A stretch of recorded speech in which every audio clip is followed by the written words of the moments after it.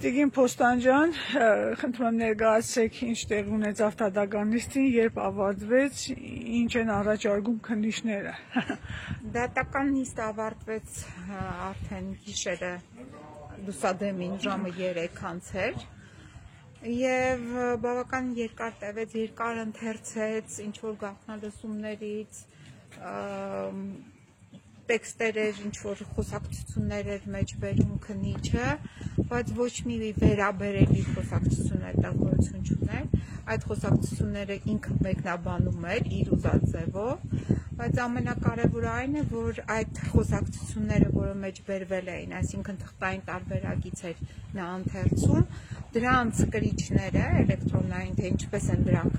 ձեռք բերվել, դրանք ներկայացված չէին դատարանին։ Բայց բացի այդ նաև դատարանին ներկայացված չէր այն դատական ակտերը, որոնց հիման վրա կատարվել էին այդ գաղտնալսումները,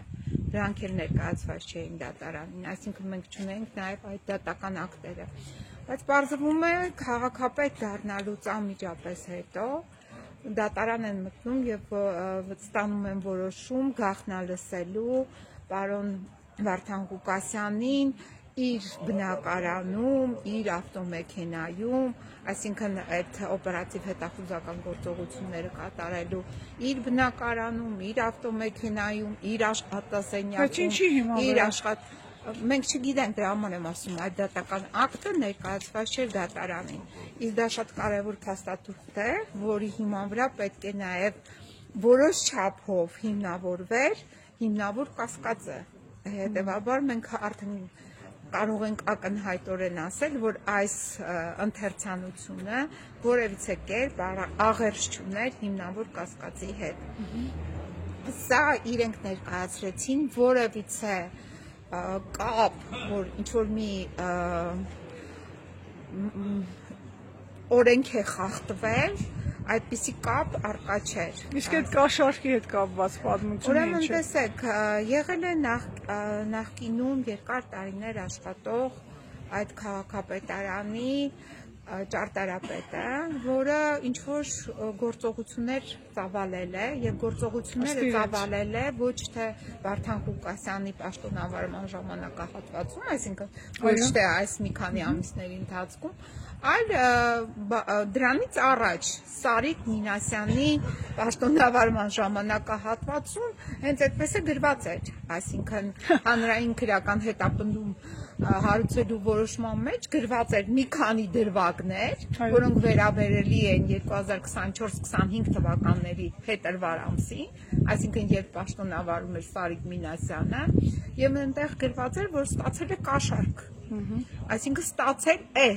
կաշառք, այդպես է ճարտարապետը։ Այո, ճարտարապետը, հիմա այս ճարտարապետի գործին հարուցված միացրել են այս մի դրվագը, իբրև թե արդեն Վարդան Ղուկասյանն էլ է ներգրավված այդ նույն անձի եւ մնացած ինչ-որ մարդկանց հետ, ովքեր առնչություն ունեն այդ ճարտարապետի հետ, այսպես էր համենայն դեպս ձևակերպումները։ Չեմ ուզում խախտել նաեւ անմեղության կարգավարկածը նաեւ այդ ճարտարապետի, բայց ճարտարապետի գործունեությունը կապ ուներ Սարիկ Մինասյանի հետ։ Հիմա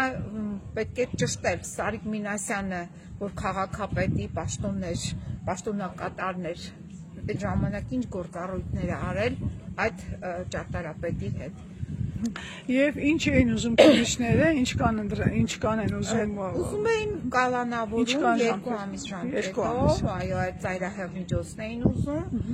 եւ դատավորն էլ ինքն էլ որոշ հարցեր հղեց քննիչներին։